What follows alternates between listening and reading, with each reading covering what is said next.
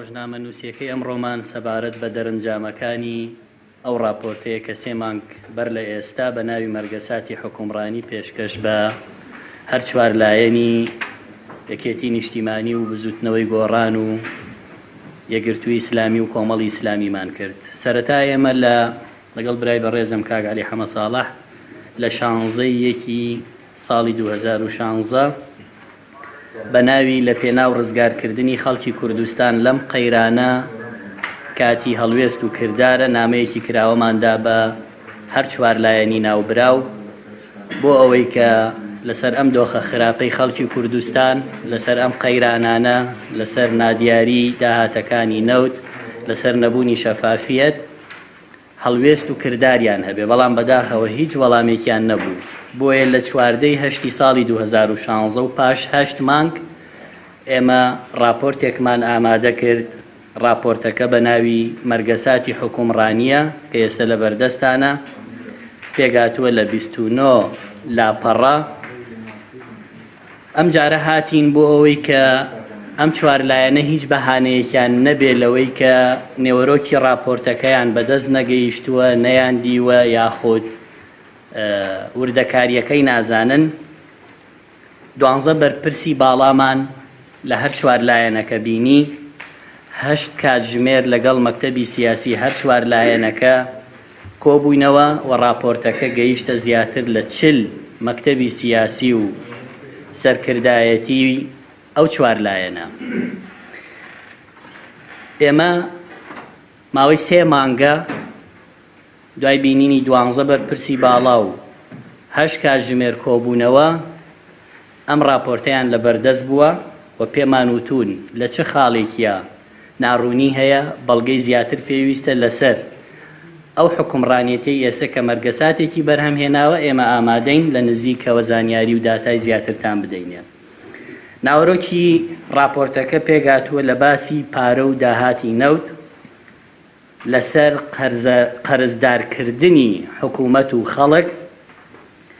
بە وردەکاری فرۆشی مانگانەی ملیۆنێک بەرمیل نەوت لەگەڵ بردنە دەرەوەی پارە لە عێراق و پاشان لە هەرێمی کوردستانەوە و باسی گومرگ و خاڵە سنووریەکان و نادیاری بەشێک لە داهاتەکانیان تەبەن ئەمە لە سەرتاسەری هەرێمی کوردستانە هەموو بابەتەکان لەگەڵ دامەزراندنی نایاسایی لە کابینەی هەشت لە کاتێکا کە بە فەرمی بڕیاریانداوە دامەزراندن نەبێ، لەگەڵ ناعەدالەتی لە دابەشکردنی پێشینە بۆ شارەوانیەکان. بابەتێکی تری راپۆرتەکەمان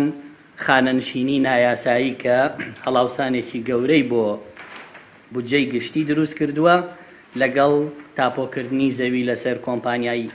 تایبەت و هەروەها بوارەکانی پەیوەندیکردن و ئینتەرنێت کە ئەمەش قۆرخ کراوە، لەگەڵ دیارنەمانی ملیارەها دینار لە داهاتی نەقدی لە ساڵی 2013 کە هیچ قەیرانێک بوونی نەبووە. بەڵام بەداخەوە دەیڵێن دیسان بەداخەوە یەک هەڵوێست لەم راپۆرتە بە ئێمە گەیشتەوە، ئەویژەوە بوو کە داوایە کرا بۆ کۆبوونەوەی چوارقۆڵی ئەم چوار لایەنە، سەری نەگرت، دوو لایەن ئامادە بوو، دوو لایەن ئامادە نەبوو. بۆیە بەداخەوە دەیڵێم دوای ئەم هەوڵە سێمانگیەی ئێمە کە لە بەردەستی ئەم لایەنانایە هیچ هەڵوێستێکیان لەسەر ئەم مەرگەساتەی حکومڕانی نەبووە کە ئەم دۆخەی ئەمڕۆی هەرێمی لێبەرەم هاتووە موچەخۆران داوای چارەکە موچە لە کاتی خۆی بکەن، نەبێ مامۆستایان نەتوانن بچنە هۆڵەکانی خوێندن و لەسەر شەقام بن لە نزیک بە ناوەڕاستی مانگی 11 ساڵی 2016. برای بەڕێزم کاک عەلی حەمە ساڵح وردەکاریەکانی ئەو مەرگەساتی حکومڕانیە پێشکەش بە بەڕێستانەکە باکرن. سپاس. من ئەو قسانەی کاک سۆران دووبارە ناکەمەوە. ئەوەی لەم راپۆرتا هەیە هەڵەنجانی زیاتر لە 3000 لاپەڕەتی کۆمنت بووە کە ماوەیەکی زۆر کارمان لەسەر کرد، پوختمان کردو بە هیوای ئەوەی ئەم سیاسیانانە هەڵوێستیان هەبێت. بەداخەوە هیچ هەڵوێستێکی عەمەلی نەبوو جگەلەوەی کە نوسخەیەکیان نات بۆ پارتی دیموکراتی کوردستان، نەخۆیان و نەپارتیش نەیانتوانی بڵێن هیچ ڕقەمێک لەمانەوە نییە. ئێمە ئەزانین بڵاوکردنەوەی ئەمە قورسە بۆ ئێمە، چونکە خەڵک ناڕازیە، خەڵک تووڕێ. ئێستا ئێمە بە خەڵکی سەر شەقامەڵێین ئەوە هەزاران ملیۆن دۆلاری ئێوە چۆن دزرا کێ دزی کێ بردی چیان لێکرد لە نەتیجەیەوە ئێوە موچەن و داوا لە خەڵکی کوردستانەکەین خۆتان ئێمەش لەگەڵتانین هەمومان پێکەوە کار بکەین بۆ هێنانەوەی ئەم پارە و گەڕانەوەی شکۆ بۆ تاکی کورد. گەندەڵی ڕێکخراو بە 8 ڕێگا پارەی نەوت براوە، بە 8 ڕێگا لە پارەی نەوت براوە. لە ساڵی 2007ەوە داهاتی نەوت کە شیرینی نەوت و گرێبەستەکانی نەوت بوو چووەتە بانقی کوردستانی ئەهلی محسوب لەسەر پارتی دیموکراتی کوردستان. لە مانگی حوتی 2014ەوە داهاتی بەرهەمە نەوتەکان کە ساڵانە ملیارێک و 500 میلیۆن دلار بووە چووەتە ئەم بانقە. تا ئەو کاتەی ئێمە ئەم راپۆرتەمان ئامادە کردووە 24 ملیار داهاتی نەوت، 24 ملیار دلار داهاتی نەوت کە بەشی 48 مانگی موچەیەکە بە پێم سیستەمە بگرە زیاتری چووەتە ئەم بانقە. بەڵام یەک وەرەقە وردبینی نییە، دامەزراوەیەک نازانێت چۆن خەرج کراوە بۆ خەرج کراوە. گەورەترین کێڵگە نەوتەکانی کوردستان کە ئاڤانە و بایحەسەن و خورمەڵەن هی حکومەتی عێراقی بوون و هەرێمی کوردستان بوو بە خاوەنی بەشێکی بەهۆی هیمەتی هێزی پێشمەرگەوە لە 155 ئەو نەوتە زیاترێک کە ئەڕوا بۆ تورکیا بەبێ ئەوەی بزانرێ بە چ کێبڕکێک بە چ ئەساسێک درا بە کۆمپانیای کاری مەحسوب لەسەر پارتی دیموکراتی کوردستان یان نزیک لەسەر پارتی دیموکراتی کوردستان مانگانە پارەیان پێدرێت کەسیش نازانێت لەسەر چه ئەساسێکە. لە کوردستانە 57 بلۆکی نەوتی هەیە جگە لە کەرکووک تەبعاً. لەم بلۆکە 27 بلۆکی دەکەوێتە ئەو ناوچانەی کە لە دەرەوەی دەسەڵاتی پارتی دیموکراتی کوردستانن. لەم 27 بلۆکە ئێستا تەنیا 3 بلۆکی بەرهەمی هەیە، ئەوانیش بەرهەمی ڕۆژانەیان نزیکەی 80,000 بەرمیلە کە لای خەلەکان و گەرمیان و تەقتەقە. بەڵام بە پلانێکی بەرنامە بۆ داڕێژراو وردە وردە بەرهەمی ئەم کێڵگانە کەمەکرێتەوە. پێش ئەوەی وەزارەتی گشتەکان بڕیار بدا سربەخۆ نەوتی هەرێمی کوردستان بفرۆشێ، لێکۆڵینەوەیەکی ئامادە کرد بە هاوکاری سەرۆکی حکومەت و جێگرەکەی واتە سەرۆکایەتی ئەنجومەنی وەزیران کە وتیان ئەگەر ئێمە نەوت بفرۆشین بەم شێوەی خوارەوە بێت. لێکۆڵینەوەکە تەبعاً بە تەفەسیل لە بەردەمی ئێمایە لە کۆتایی 2015 ملیۆنێک و 600,000 بەرمیل نەوتە فرۆشین جگە لە کەرکووک جگە لە خورمەڵە و ئاڤانە و بایحەسەن. بەڵام ئێستا نزیکەی 200,000 وەک خۆیان دەڵێن. ئایا بۆ ئەمەیان کرد؟ بۆیە ئەوەیان کرد بۆ ئەوەی قەناعەت بە حزب و لایەنەکان بکەن ئەگەر سەربەخۆ نەوت بفرۆشن پارە دابینەکەن، ئەوان نێتیان ئەوە بوو سەربەخۆ نەوت بفرۆشن بۆ ئەوەی پارەکەی ببەن نەک ئەمە. و ئەڵێن لە 2016 30 ملیار دلارمان دەست دەکەوێت. بەڵام جگە لە کەرکووک تەکی دەکەمەوە 30 ملیاریان دەسەکەوێت. بەڵام لە ئێستادا ئەوە ئەبینین مانگانە 300 میلیۆن دلارێتەوە، ئەویش نیوەی هی کەرکووکە، واتە پارەکەش بەو شێوە بوو. بە پێ و بەڵگانی کە لە بەردەسی ئێمایە لە ماوەی ڕابردووە سامانە سروشتەکان 100 میلیۆن لتر گازوایلی بەگران لە کۆمپانیەکانی خۆیان کڕیوەتەوە کە گازوایل لە بازاڕە 400 دینار بووە 0.8 500 دینار بووە، ئەمان بە 800 دینار و بە 1000 دینار کڕیویانەتەوە. وەزارەتی سامانە سروشتەکان و حکومەتی هەرێمی کوردستان بای 2 ملیار دلار چەکی بێڕەسیدیان داوەتە بەڵێندەران و بازرگانیەکان. چەکی بێڕەسید واتە ڕەسیدی نییە لە کاتێکە ئەمە بەپێی قانون حکمی لەسەرە. ئەبێ ئەگەر کەسێک چەکی بێڕەسیددا ئەبێ حکم بدرێەوە زیندانی بکرێت. لە مانگی تەمووزی ساڵی 2014 لیوایەکی نەوت و گاز کە مەحسوبە لەسەر پارتی دیموکراتی کوردستان هات دەستی بەسەر کێڵگە نەوتەکانی ئاڤانە و بایحەسەنا کرد کە ئەو کاتێمە مەیدانیان چوین 284,000 بەرمیل بوو. تا ئامادەکردنی ئەم راپۆرتە کە 25 مانگە بای 9 ملیار دلار 9 ملیار دلار نەوتی کەرکووک لەو دوو کێڵگەیە فرۆشاوە. ئەمە جگە لە کێڵگەکانی جەمبور و خەباز و بابەگوڕگوڕ کە یان زەمان 150,000 بەرمیلی لێ فرۆشاوە. بەڵام لە ساڵ یەکی ئەم پارەیە بۆ کەرکووک سەرف نەکراوە و نەدراوە بە موچەی خەڵکی کوردستانیش نەدراوە بە موچەی خەڵکی کوردستانیش. ئێستا ڕوونیەکەینەوە بەڵگەکان چین کە نەدراوە بە موچەی خەڵکی کوردستان، چونکە لە 2014 و لە 2015 تەنیا 13 ملیار دلار دراوە بە موچە. ئەم 13 ملیار دلارە لەکوێ هێناویانە؟ یەک نزیکەی 10 ملیار دلار پارەی بانقەکان سەحب کراوە کە 12 تریلیۆن و 761 ملیار دینارە. 3 ملیار دلار لە کۆمپانیا نەوتێ ناوخۆیەکان و جیهانیەکان بە نەقد قەرز کراوە. واتە ئەو پارانەی کە لە بانق دەریانێنەوە لە کۆمپانیەکان ئەویان داوە بە موچە نەک داهاتی نەوت کە ئەمە ئەبێ یەکێتی نیشتیمانی کوردستان کە هێزی یەکەمە لە کەرکووک وەڵامی هەبێت ئەمە چۆن کراوە. بانکی کوردستان یەکێکە لە گەندەڵی ڕێکخراوەکانی پرۆسەی نەوت لە کوردستانە. کۆی پارەی نەوت قەرزی کۆمپانیا نەوتەکان کە دۆلار بووە بەبێ هیچ کێبڕکەیەک دراوە بەم کۆمپانیا. لێرەوە پەیامێکی زۆر ڕوونمان هەیە زۆر بەڕاشکاوی. بە یەک لەحسە لە یەک ساتە کێشەی موچەی مامۆسایان حەلە بێت مامۆسا چێتەوە دەوام بکە بە یەک ڕێگە قورسترنە تەنیا ئاڵوگۆڕی پارە لە بانکی کوردستانەوە دەربهێنرێت بخرێتە بانکێکی حکومی یا چەند بانکێکی حکومی ئەوان بە شێوەی مەزادی عەلەنی ڕۆژانە بیکەن مانگانە 35 ملیۆن دۆلار بۆ حکومەتە گەڕێتەوە بە 35 ملیۆن دۆلار کێشەی مامۆسا حەلە بێت کاتێ لەبەر مەسلحەتی چەند کەسێک مانگانە 35 ملیۆن دۆلار وەربگیرێت بەڵام نەدرێ بە مامۆسا ئەمە نیشانەی ئەوەیە نێتێک نییە دەوام هەبێ نێتێک نییە مامۆسا دەوامکە بەڵکو نێتێک هەیە بۆ ئەوەی گەندەڵی ڕێکخراوە لەم ساتە کە لە بازار دۆلار بە 130,000 ئەمان بە 170 ئەیدەن بە بانکی کوردستان خۆی ئەیگۆڕێتەوە لە بازارە بە 130 حکومەت خۆی بۆ ئەمە ناکە لە ساڵی 2007ەوە بۆ ئێستا لە 2007ەوە بۆ ئێستا داهاتی نەوت دەخرێتە بانکی کوردستانی ئەهلیەوە بەبێ ئەوەی هیچ وردبینیە کرابێت پێش ئەوەی 2014 بێت واتە پێش ئەوەی بەغدا بودجەی کوردستان ببڕێت بەپێی بەڵگەنامەکانی ئێمە 12 تریلیۆنە بەڵام ئەوەی خۆیان اعترافیان کردو مستەمسەکیان داوە بە ئێمە داهاتی نەوت 9 ملیار و 742 ملیۆن دۆلار بووە 9 ملیار و 742 ملیۆن دۆلار داهاتی نەوتە لە راپۆرتا هەیە بەڵگەکان لەسەر ئێمە بەشێکی زۆری ئەم پارانە خەرج نەکراوە و چۆتە ئەم بانقەوە تەنانەت هەموو شیرینی گرێبەستەکانی نەوت لە بانقی HSBC بریتانی بووە لە ساڵی 2010 هەمووی هێنراوەتەوە بۆ بانقی کوردستانی ئەهلی دەیان پرۆژە ئاوی چەمچەماڵ پرۆژە لە گەرمیان زانکۆی هەڵەبجە کەمپی زانکۆی سەلاحەدین دەیان پرۆژەی دیکەشە توانیتانە لە پارەی نەوت پارەی بۆ تەرخان کراوە هیچی خەرج نەکراوە لەم بانقایە طبعا ئەمە هەموو بەپێی نووسراوەکان هەیە کە چۆن لە HSBC وە هەمووی گەڕاوەتەوە بۆ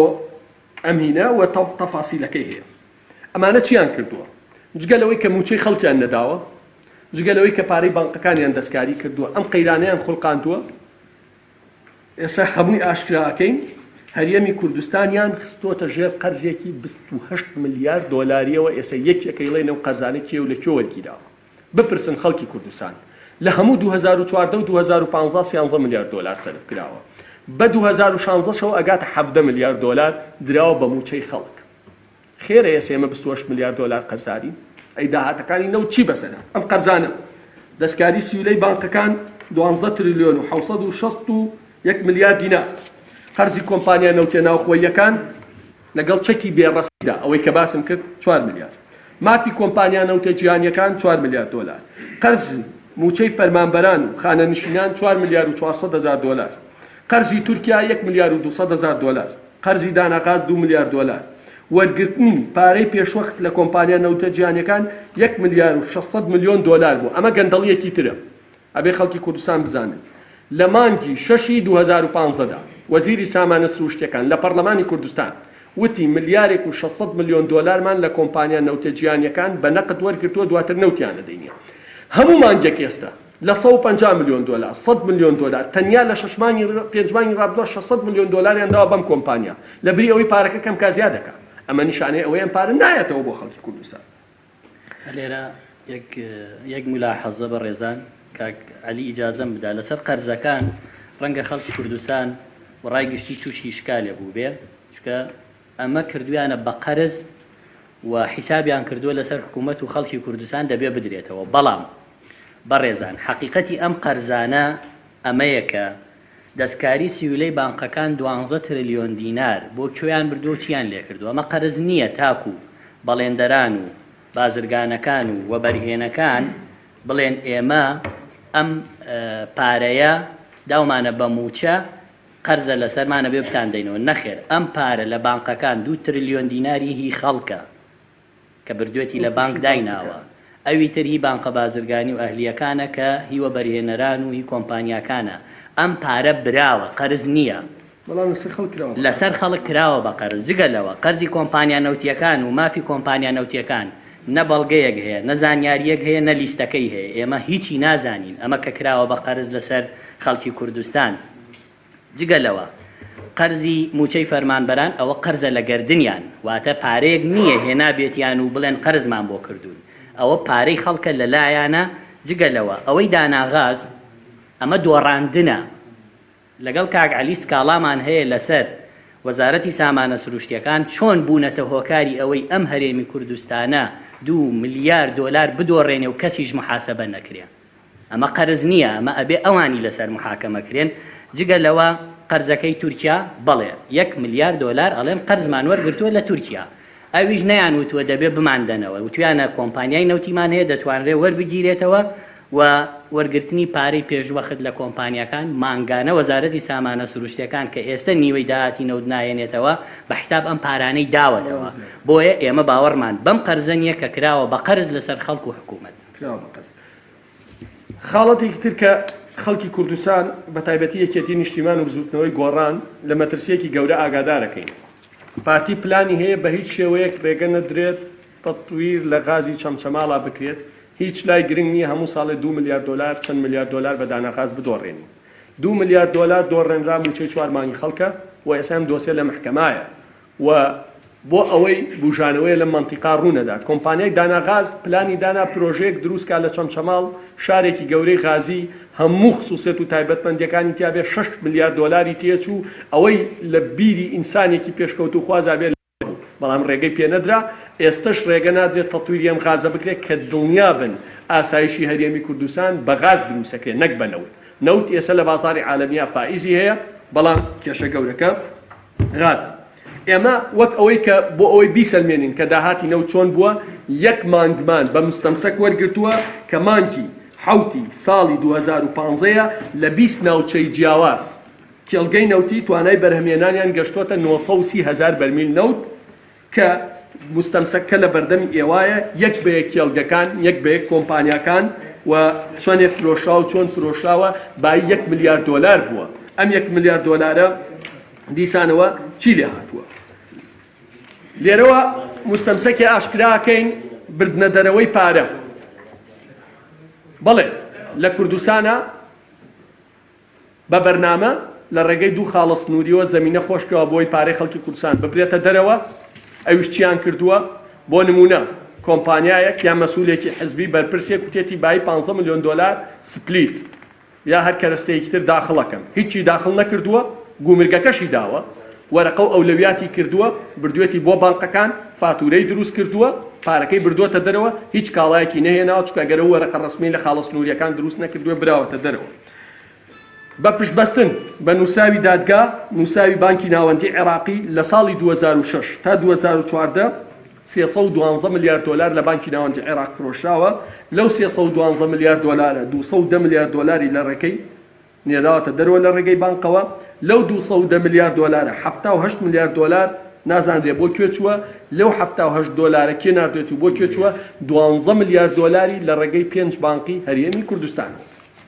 کە ئەمە مستەمسەکاتە و بۆ ئەمە ئێمە 300 لاپەڕە مستەمسەکمان لە بەردەمایە دامانە بە چەندین بەرپرسی حزبی، بەڵام بەداخەوە تاوەکو ئێستا هیچ کەسێک ئامادە نەبووە کاری لەسەرکا. بەشێکی بەڵگەنامەکان لێرەوە دانرا. یەکێکی تر لەو ڕێگایی کە بەرپرسە باڵەکانی